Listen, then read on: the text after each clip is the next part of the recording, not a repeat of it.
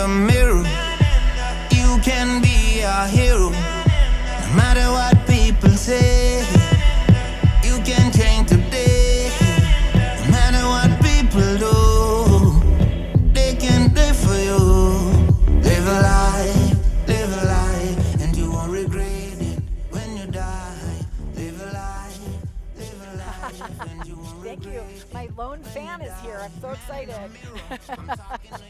I'm very, very happy to be here. Buenas tardes. Mi español no es muy bueno, pero I'm going to try.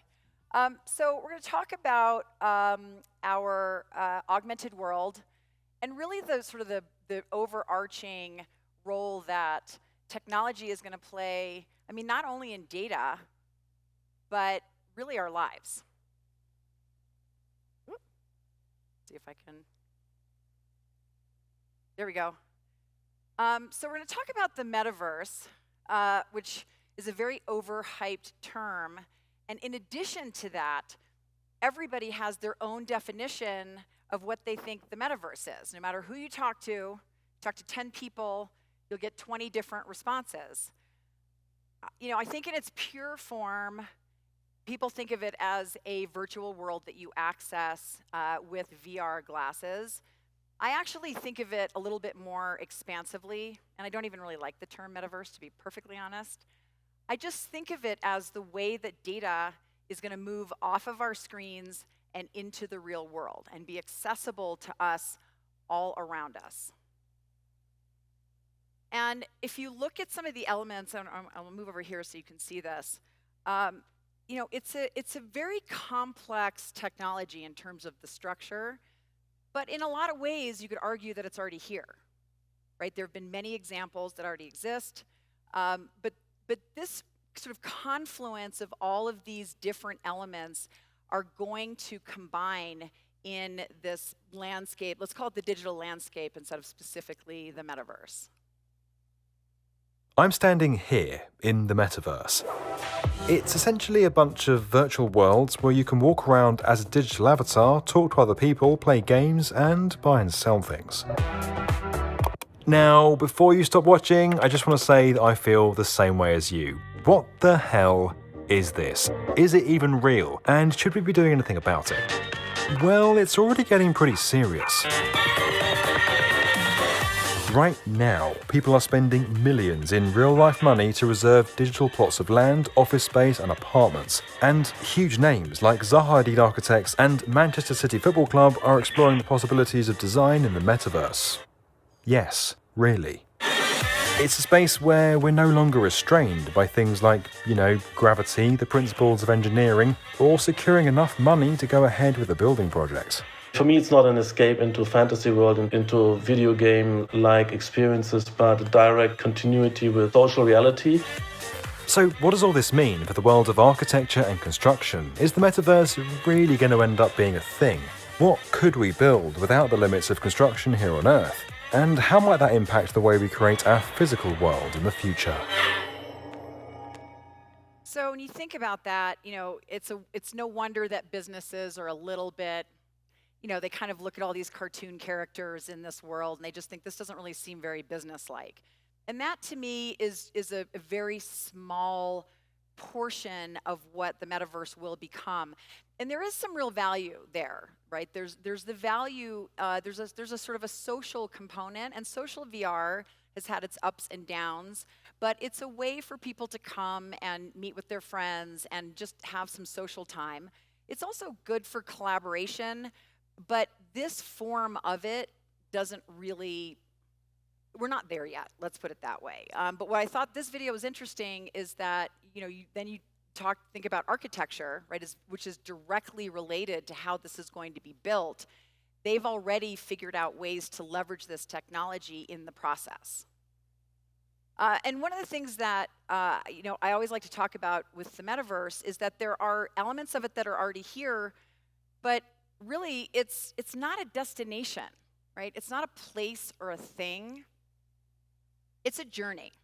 We're going to be building this metaverse digital landscape for decades to come because it's an infinite landscape. and we'll make some mistakes along the way. I think we've already had a few hiccups. And this is Second Life, right? So this is arguably the very first true metaverse.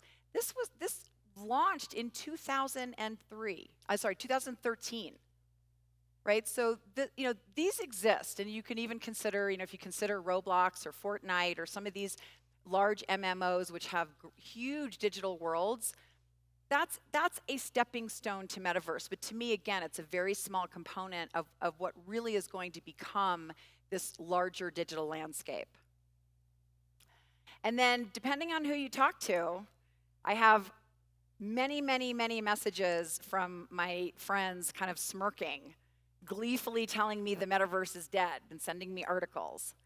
And the metaverse, as it's depicted as this sort of cartoon land where people just hang out doing nothing all day, that is dead, right? That doesn't really work because it's an evolution, right? I think we're expecting a lot from this technology, and it's still very much in its infancy. A spectrum of digitally enhanced worlds, realities, and business models are emerging. Welcome to the Metaverse Continuum. As we reimagine the internet, enterprises must prepare for what's next. Soon, our physical reality will be as programmable as the digital one is today. As synthetic realness evolves, the question of what is real will be found in authenticity. Rule-breaking, horizon-shaping computers are already being built. The time is now for businesses to harness new and emerging tech. Come, meet me in the metaverse.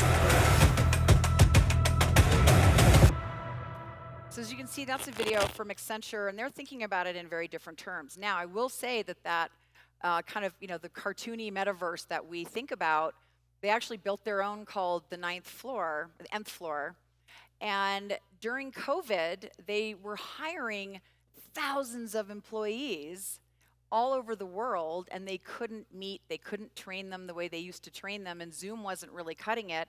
So they developed in-house their very own immersive environment to onboard hundreds of thousands of employees. And so that is a way that, obviously Accenture is out there working with some of the biggest companies in the world. And so they said, all right, we are going to, I hate the term eat our own dog food. I much prefer drink our own champagne.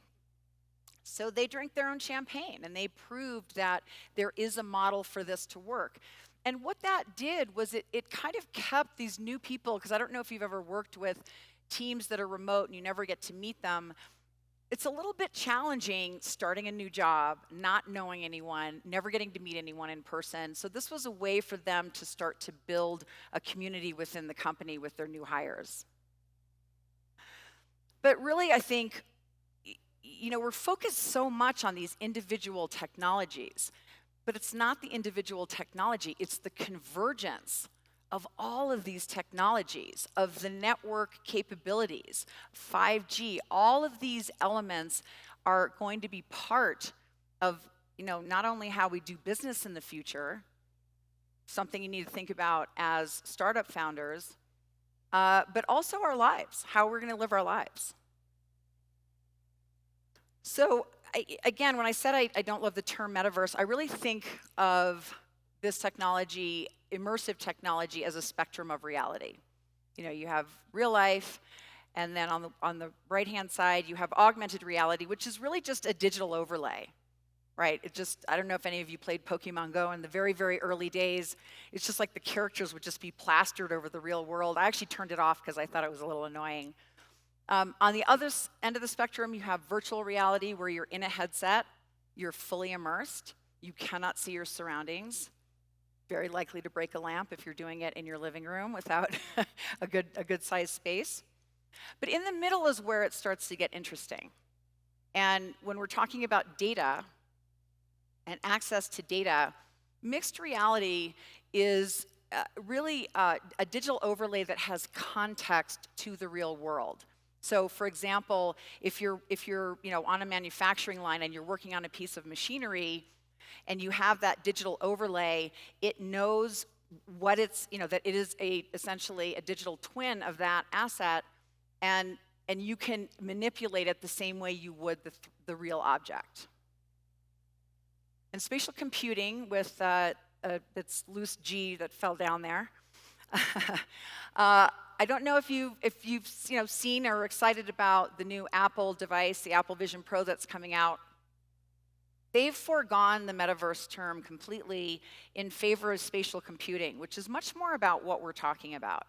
Spatial computing, the extra element where it differs from mixed reality is that it's, again, this notion that data is anchored to a specific location.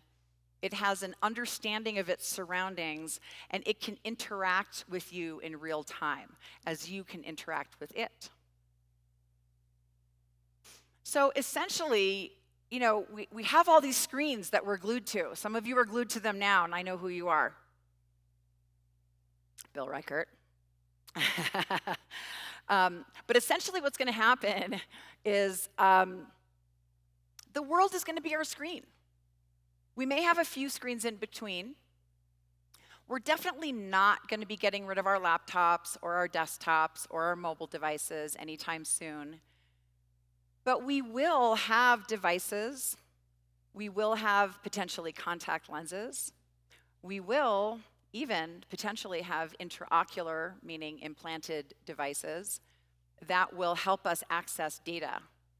So instead of, I always joke that my kids sitting at the dinner table with their phones, glued to their phones, ignoring me completely, that in the future, they are going to be able to ignore me while looking directly at me.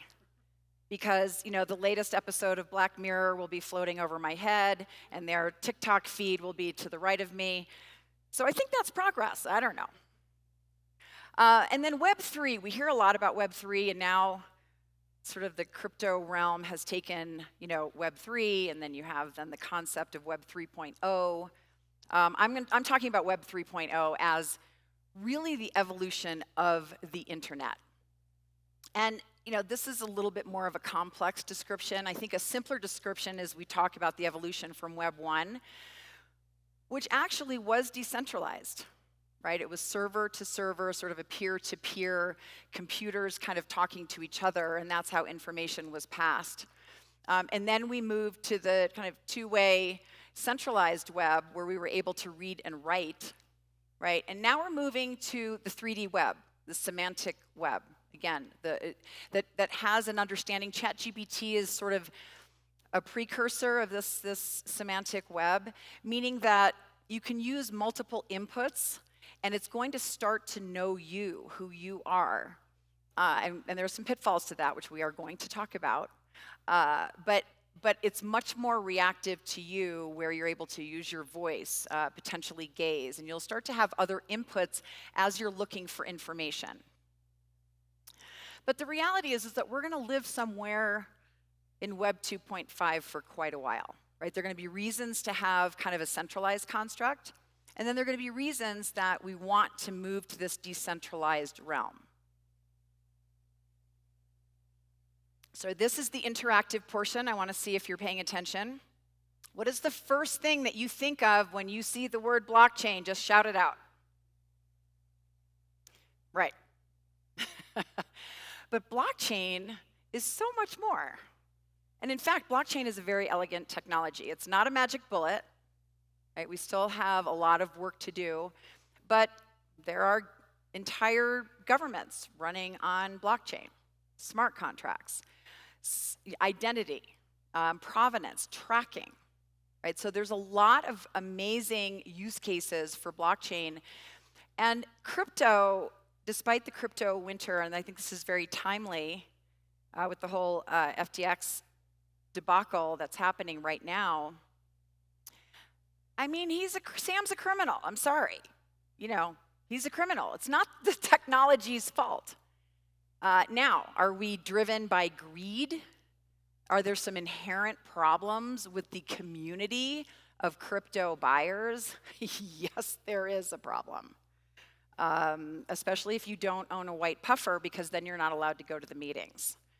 But beyond that, artificial intelligence, of course, plays a huge role in all of this. So you're starting to see how this story evolves, right? It's not just immersive technology. It's not just blockchain. It's not just crypto for payments. Now we have artificial intelligence. And AI is sort of the new favorite child. You know, last year it was the Metaverse, and then we had blockchain. You know, I have this joke that they all have their 15 minutes of fame. But again, there's too much focus on the one individual technology at a moment in time. And by the way, companies are doing the same thing.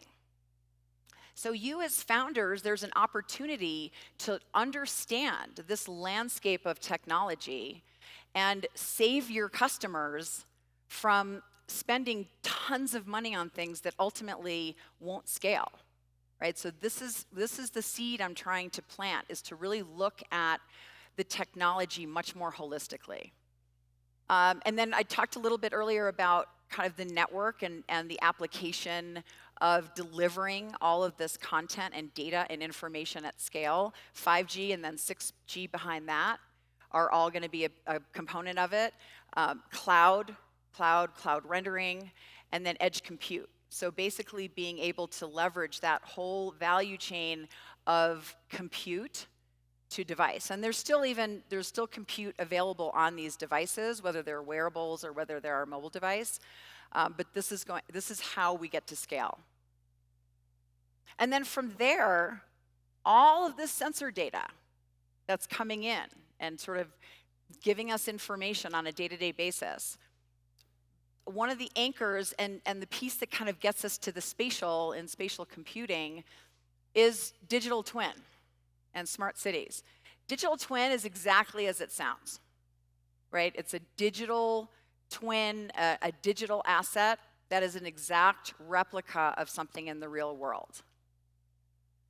And then a digital twin relative to the architecture, engineering, and construction industry, it's what a smart building is, essentially.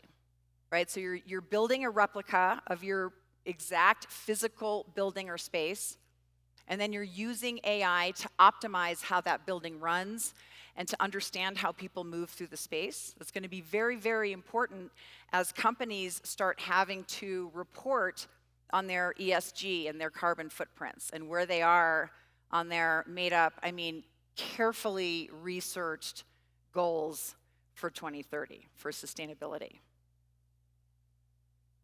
Imagine our world today.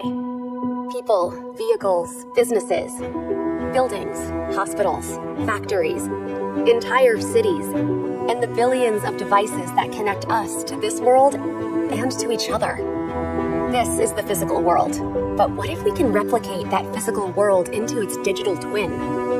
A digital twin that is bound to the physical world in real time, that we can experience in mixed reality, that we can collaborate with, that we can run simulations on and find what is important to us, that we can apply AI to learn, predict, and act, to save time and money, to reduce carbon, to preserve natural resources, to improve safety, to bring us all closer.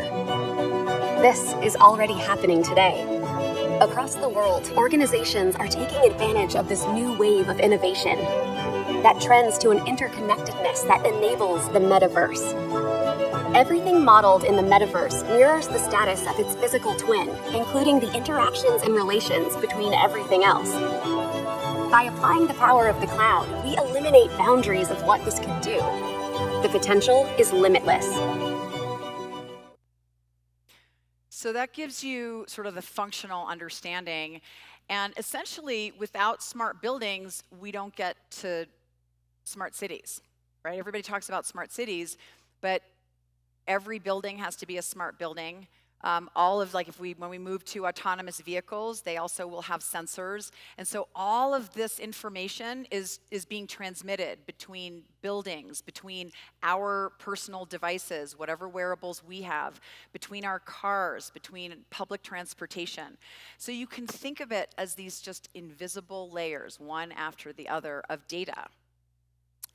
And those invisible layers, and there's many different names for this, but one of the names that's taken hold for quite a while is the AR cloud.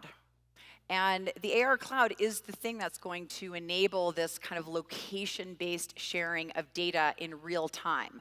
And that is going to be the critical component, because if you imagine for autonomous vehicles, if a ball rolls into the street and there's a kid behind, we need to be able to understand the entire environment, the data around the entire environment. So that car is going to realize that if there's a ball, there's likely going to be someone behind it to chase, and so they'll put, the car will put the brakes on. So it's this exchange of information. So without trying to be too confusing, because I know I'm throwing a lot of information at you, what I'm doing is I'm starting with each of these kind of pillars of some of the most important emerging technology of today, and I'm zooming out and zooming out and zooming out and zooming out, so that the way that we start to think about it is not so much about the technology, but what do we want to accomplish? How do we want to live? What information do we need at what time and where? And data, I made a point of changing all of these fonts so they'd be compatible, and yet Microsoft got me again. So I work on Apple devices. And they're all laughing right now, just like you. I think Bill works for Microsoft. He's like, ha ha ha. And these images are compliments of DALL-E. And I'm a big DALL-E and Midjourney fan. I've spent probably way too many hours playing with both. But the net is really that data will live all around us. Not necessarily the type of data that we're using to run our businesses day to day and around kind of traditional analytics, but the data of our lives, the data to make everything run is going to be living all around us. But there will be more. There will be other layers in that AR cloud construction.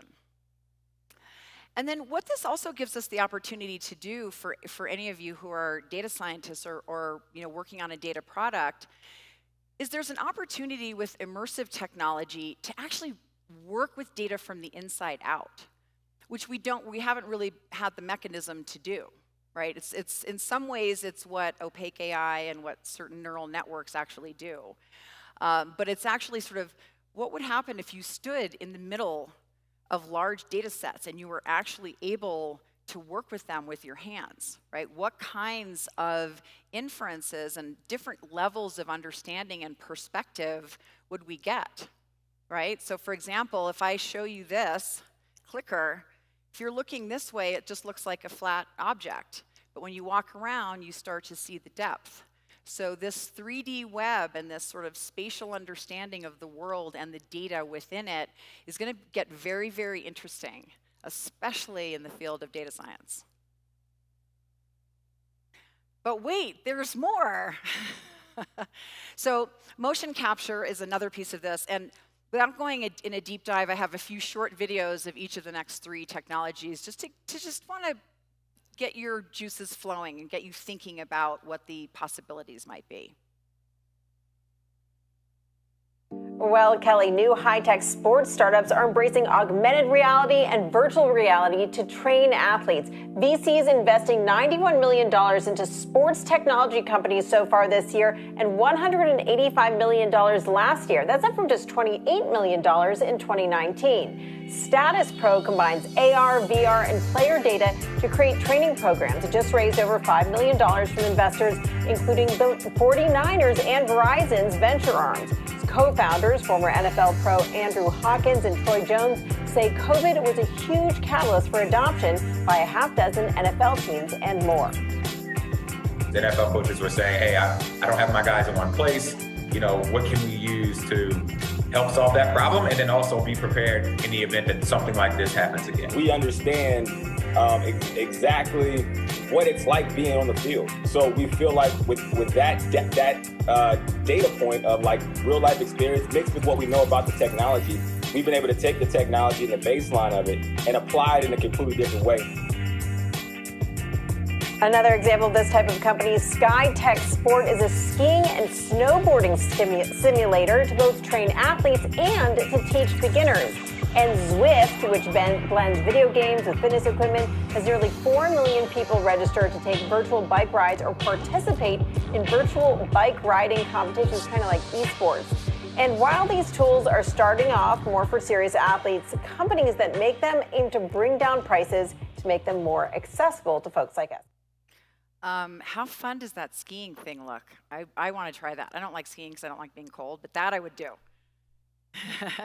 And haptics, which basically is a very challenging technology trying to have the sensation of touch in virtual environments, but there's a few companies working on both gloves and then full body haptic suits and starting to get a lot of traction.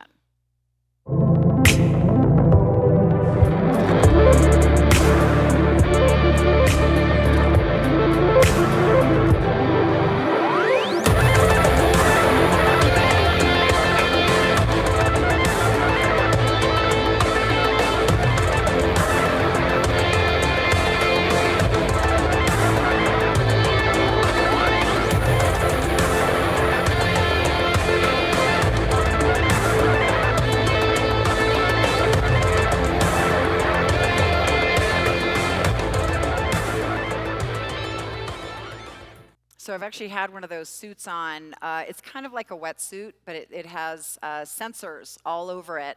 And the sensors are kind of two-way, meaning that they deliver the haptic sensation, but they're also measuring your biometrics. And why that starts to get interesting, in this video you can't really tell, but when he does something that's really dangerous, that would get him potentially, a high voltage electrocution, he's getting a little tingling sensation to tell him not to do that. And the idea is to kind of build that in his head so when he's in the real situation, he doesn't get hurt. But the other piece is that those sensors can measure biometric data and tell whether or not you're having a physical challenge, if you're in a confined space, how you're moving through the space. So this type of data starts to get very, very interesting, but only if it is in the correct hands, because you don't want anyone hacking into your haptic suit while you're in it. This is something that is really fascinating to me, the brain-computer interface. Whether or not you believe in the singularity, there are people who would argue that we've already reached it because we're so glued to our phones that we actually have, I think, a ghosting sensation in our hands when our phone is not in it. But brain-computer interface technology, as futuristic as it sounds, Elon's working on it. It is a lot closer than we think. You only have to think. And the lamp dims the light, and the video begins to play, all thanks to this wearable. The headband is a non-invasive brain-computer interface, or BCI. It was developed by a neurotechnology startup from France. Sensors in the headband read brainwaves and translate them into commands for electronic devices.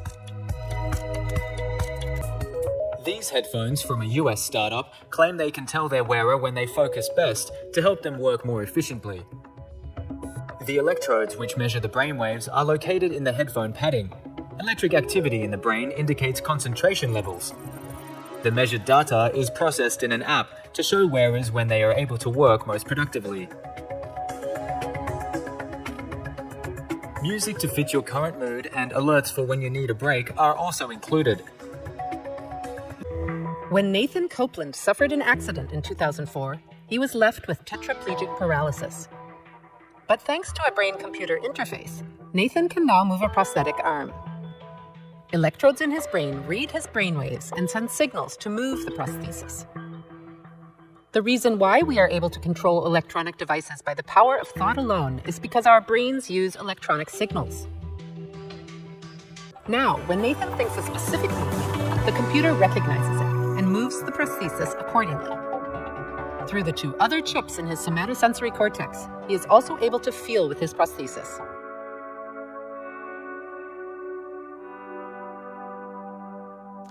And think about how amazing that is to actually, really augment physicality using our minds, right? We haven't really used our minds as an input device in our day-to-day.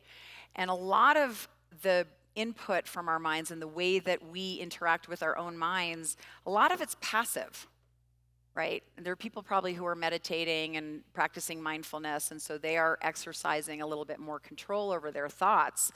But imagine if we start to actually learn to control our brain waves, what will that do for our cognitive abilities overall, and what are the possibilities? Neuroscience is, in the scheme of things, a relatively new science, and I think this is going to unlock unbelievable human potential.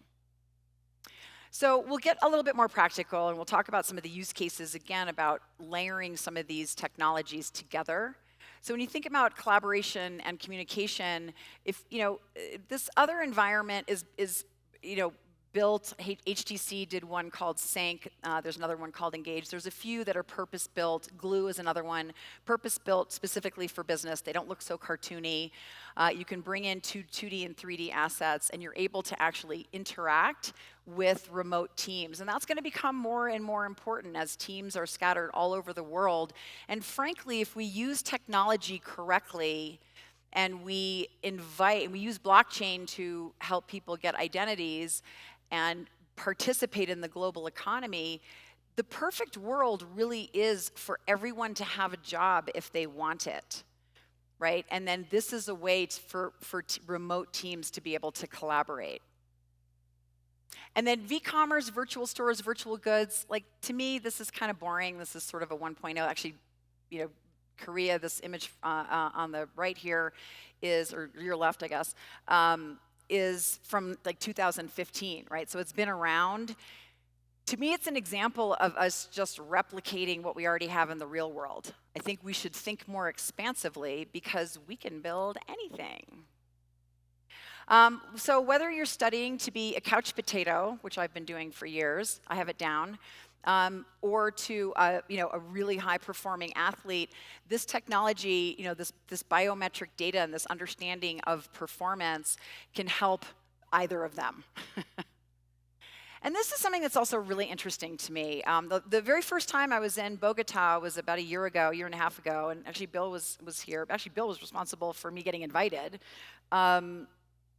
It was a music and arts and entertainment festival with a technology layer. And the thing that I think could be really, really interesting, and it's part of this idea of the AR cloud, is that there will be a layer of experiences. It can be art, it can be music, or if you imagine social media in 3D. So you and I, we go to dinner, and we have an amazing meal, and we hear an incredible band, and so we could actually cobble together a little 3D experience of what we did, and then we could leave it anchored there in space. And then if any one of our friends ever goes to that same restaurant or passes by, they would say, bloop, do you want to see how Amy and Aliana, what they did here, right? And then you would be able to see our little experience, and it would play as like a hologram in front of you. Right? So it starts to get really interesting with the creator economy, right? And again, inviting everybody in the world who wants to be a creator to create and have these experiences around the world. And we don't need to get the business model right now. Let everybody create, and then we build the business models behind it. And Bill can tell you a little bit about business models, right? And how to do that. It's kind of a math problem, but we can do that. And then multiplayer games, like let's get up out of mom's basement. Let's get off the sofa. Let's get out in the real world. And the world doesn't have to be so serious all the time. Games can be interwoven in our day-to-day. The opportunity in education is huge.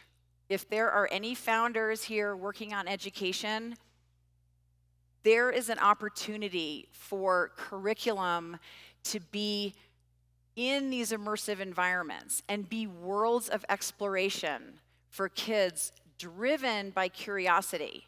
Then you allow teachers to become guides instead of having the responsibility to teach all these unruly young children, right? You know why they're unruly? Because they are bored out of their minds. It is amazing that education, and we've talked about all different types of disruption, and there's a lot of much more kind of broad-based, creative education constructs out there, but at the end of the day, we're still measuring with grades and standardized testing. And we don't need to push out factory workers anymore, which is really what education was built to do, and it hasn't evolved that much, right? We need to be big, broad, brilliant thinkers, and we all have that capability. Services, again, there are several countries. Dubai has opened up a Ministry of Economy, JP Morgan Chase, and even the Bahamas now has a tourism environment in a virtual environment. And tourism, right? You can visit a place without ever leaving your home. So again, we're at the very, very precipice in the very beginning of all of this. Brands and retail, again, I think we've seen a lot of greed, and I don't think we need to focus on the revenue aspect now. I think there's something much bigger. I think there's a better opportunity using this technology than just doing digital versions of what we have in the real world. Real estate's fairly obvious, being able to visualize. It's been around. If any of you have ever done like a 3D virtual tour on your website, if you're renting or buying an apartment, that's a fairly obvious use for the visualization.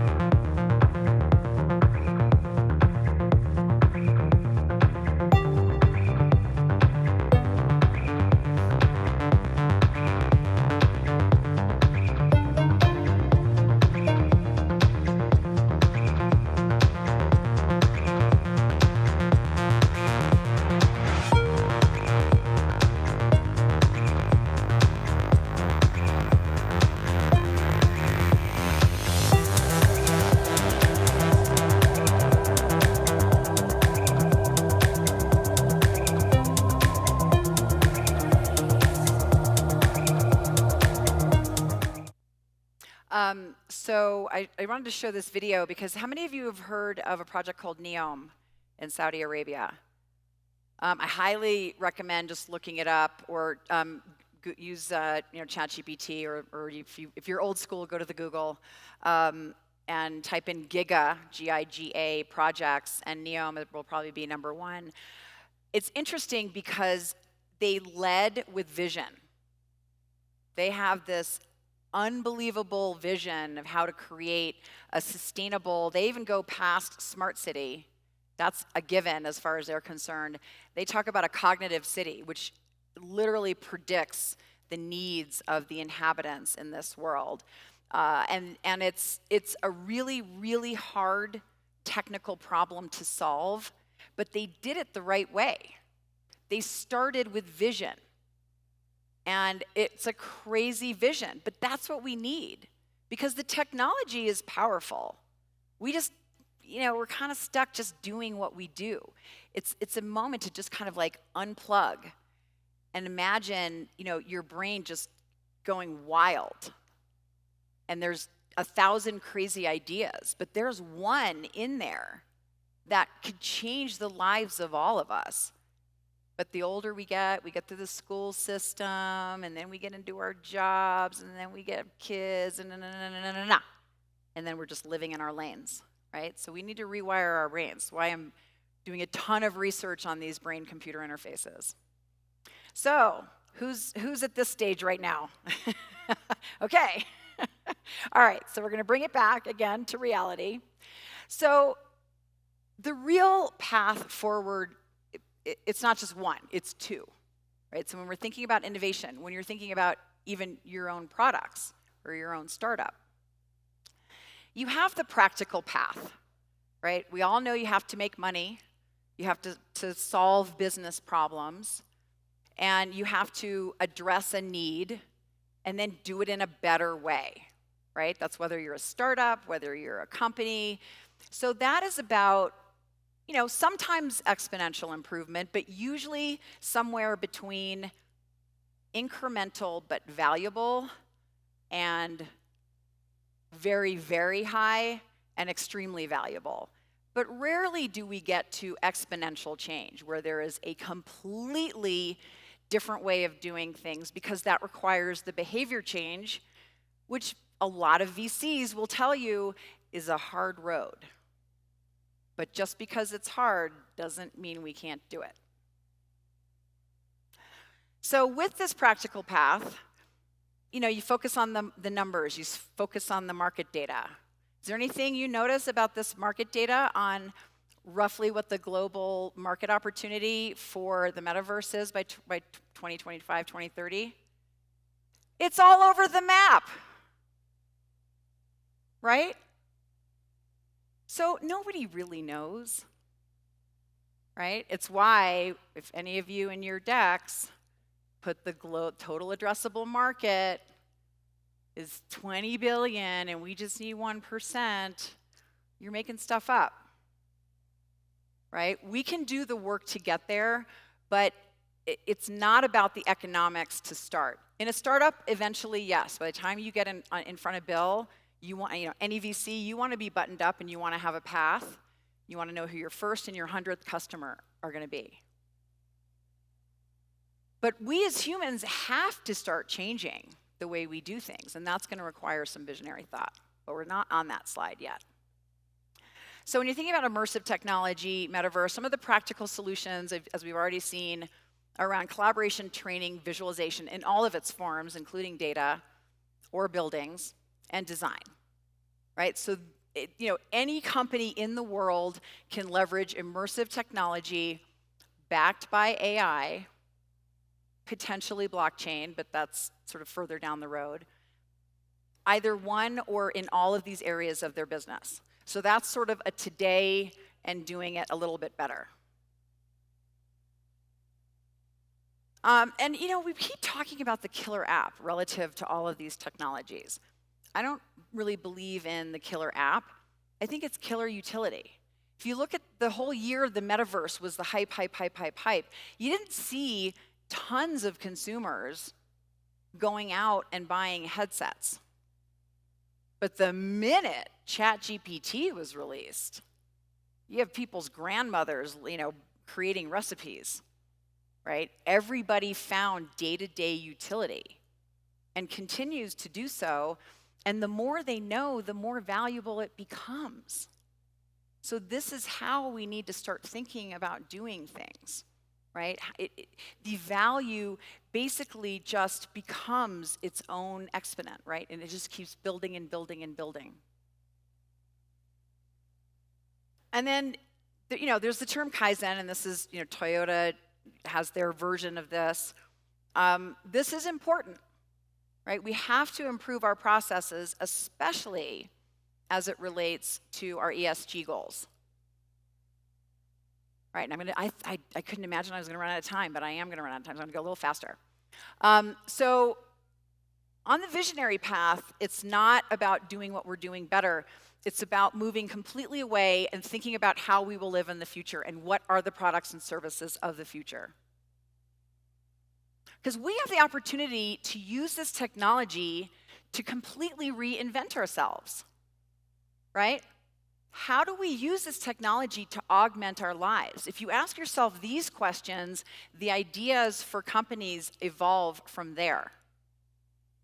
Because true innovation happens with a blank canvas and really letting your mind go in terms of, how would you want to live in 25 years, right? What haven't we imagined? There is magic in what we haven't even thought of yet.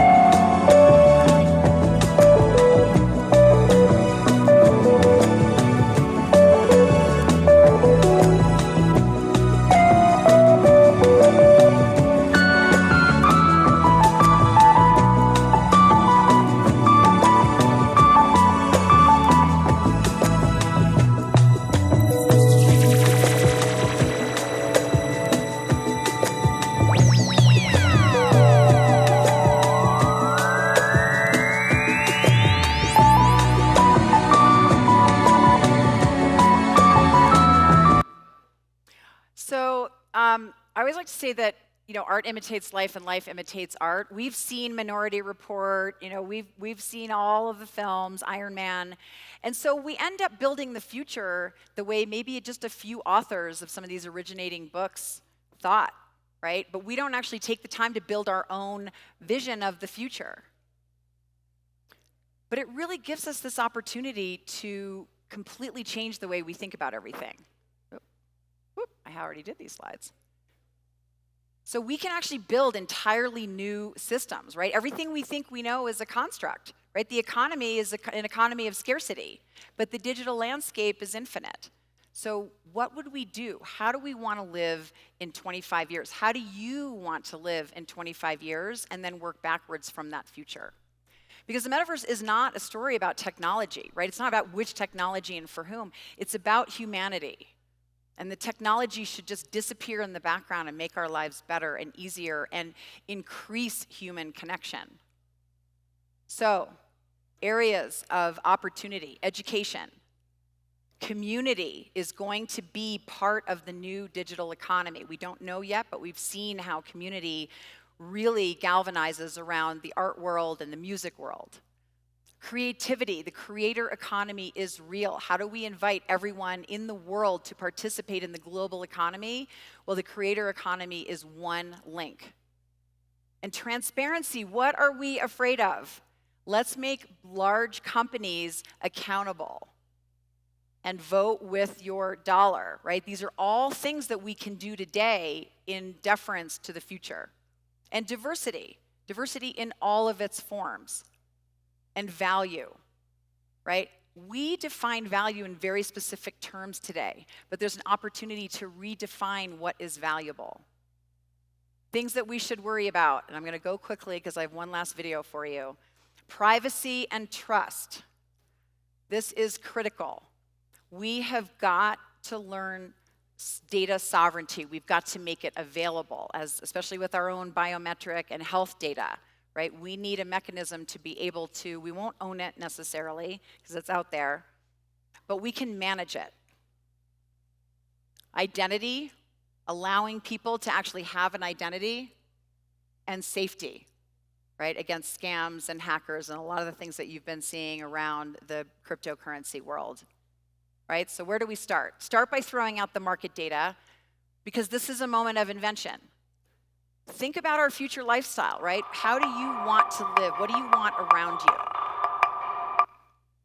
And define what you care about as your core. It doesn't matter whether you're a startup founder or an employee of a big company or a human, right? Follow what you care about. And then go build your unicorn.